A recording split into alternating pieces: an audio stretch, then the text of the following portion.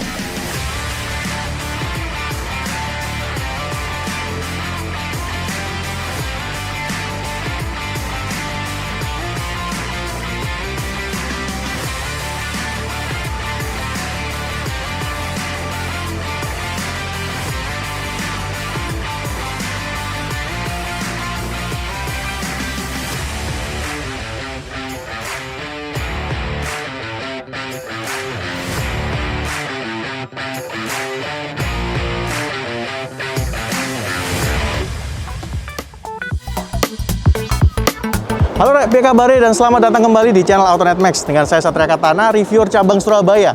Tapi kali ini saya diimpor ke Tangerang karena kita ada di Gias dan kita akan bahas si Mitsubishi Mini Cab MiEV. Yuk kita bahas. Oke, jadi ini adalah Mitsubishi Mini Cab MiEV. Kalau kalian mungkin dengar kata MiEV itu kalian ingat dengan Mitsubishi i-MiEV yang bentuknya kayak begini. Nah, kalau Mitsubishi i-MiEV itu sudah discontinue, tapi kalau mobil ini sampai tahun 2021 ini masih diproduksi di Jepang.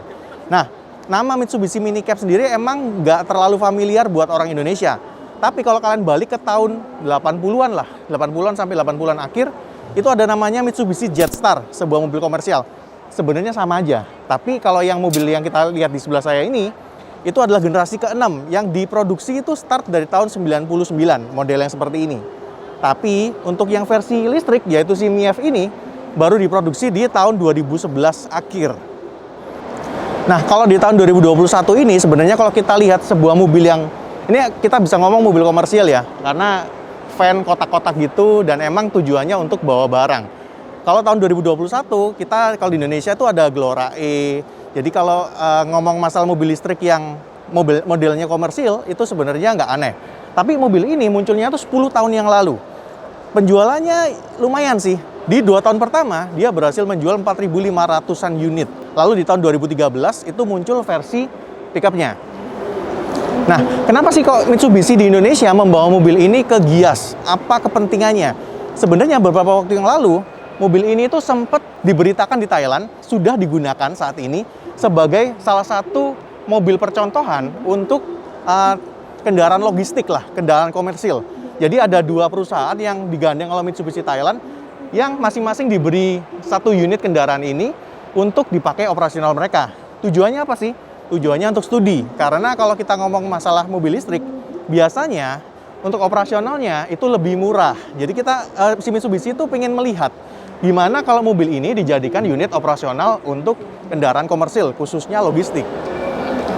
Nah, kalau masalah desain, karena ini basisnya pakai generasi ke-6 yang launchingnya sebenarnya tahun 99, ya desainnya seperti ini. Kotak, lampu masih halogen, ini juga ya minimalis saja. Velgnya juga masih velg besi. Ya, kotak-kotak ya, mobil komersil. Dan kita lihat ke bagian belakang ada satu hal menarik, informasi yang penting, yang ternyata sama Mitsubishi ditunjukin tuh di sisi belakangnya. Nah, di sini ada tulisan bahasa Jepang, kanji gitu ya, 350 kg. Maksudnya payloadnya atau beban maksimal dari mobil ini adalah 350 kg. Ya, kalau yang masuk ke dalam mobil ini sekitar, ya let's say 6 orang, itu udah nggak kuat sebenarnya mobil ini. Karena ya balik lagi, tadi motor listriknya tenaga sama torsinya ya segitu-segitu aja. Ya, lampunya di bawah, paling ada wiper, ada defogger. Ya, mobil komersil. Nah, Mitsubishi itu menjual mobil ini tuh dengan 2 opsi.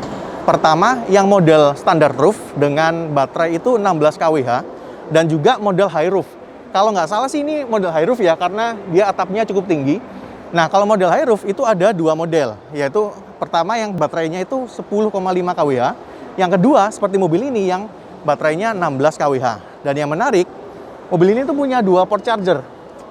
Yang sebelah kiri ini charger standar lah.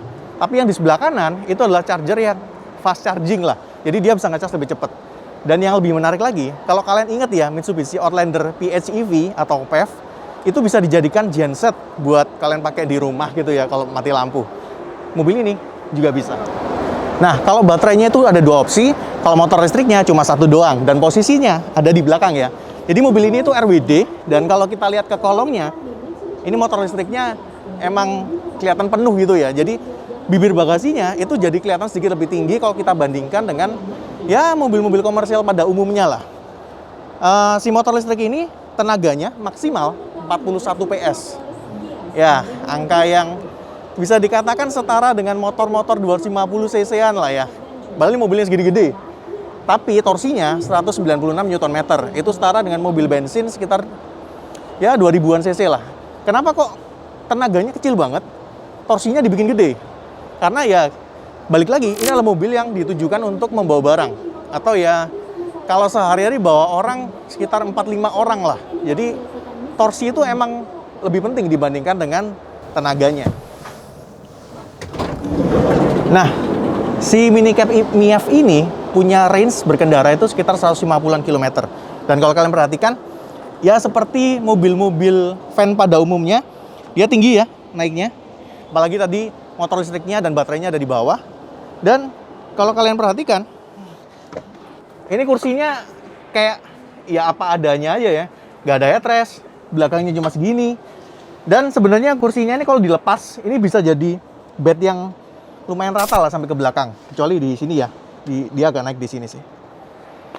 Ya, nggak ada apa-apa, atapnya aja tinggi, jendelanya masih diputer-puter. Ya begitulah namanya juga mobil komersil. Kita lihat ke bagian depannya aja ya, interiornya.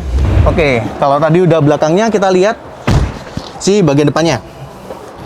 Nah, kalau kita perhatikan, ini setirnya kayak familiar banget ya.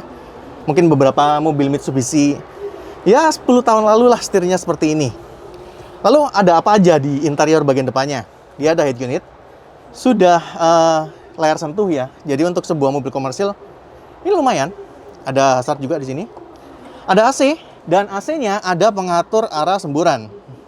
LMPV, LSUV ada yang nggak punya kayak begini ya. Lalu di kanan juga ada untuk penghangat kursi. Lalu juga ada leveling untuk lampu utamanya. Transmisinya otomatis, ya karena balik lagi ini adalah sebuah mobil listrik. Ada tempat penyimpanan, ada USB-nya juga. Ada cup holder 2, ada AC. Ya, rem tangannya masih mechanical. Ya, seperti itulah. Mobil komersil, gimana lagi? Dan untuk panel instrumennya juga simple banget. Jadi dia ada indikator untuk charge dan juga eco dan juga untuk speedometernya. Oke, kayaknya itu aja sih. Yang paling nggak yang depan sudah elektrik ya. Walaupun ini mati, jadi nggak bisa kita aktifin. Oke, jadi apa kesimpulannya? Kenapa Mitsubishi bawa mobil ini? Ya sekali lagi karena mobil ini tuh dipakai sama Mitsubishi Thailand untuk studi ya. Untuk digunakan sebagai kendaraan komersil. Mungkin ya, selain dipajang di Gias ini, mungkin ya, ada kemungkinan juga mobil ini bakal dipakai di Indonesia juga untuk studi yang sama. Karena gimana pun, kedepannya elektrifikasi itu akan semakin banyak.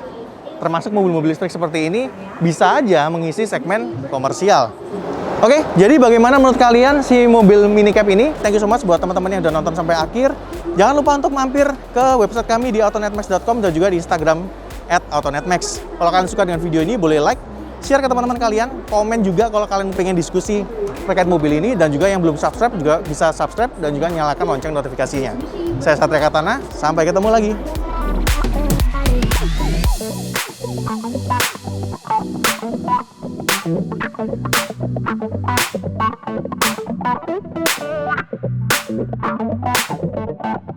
Thank you.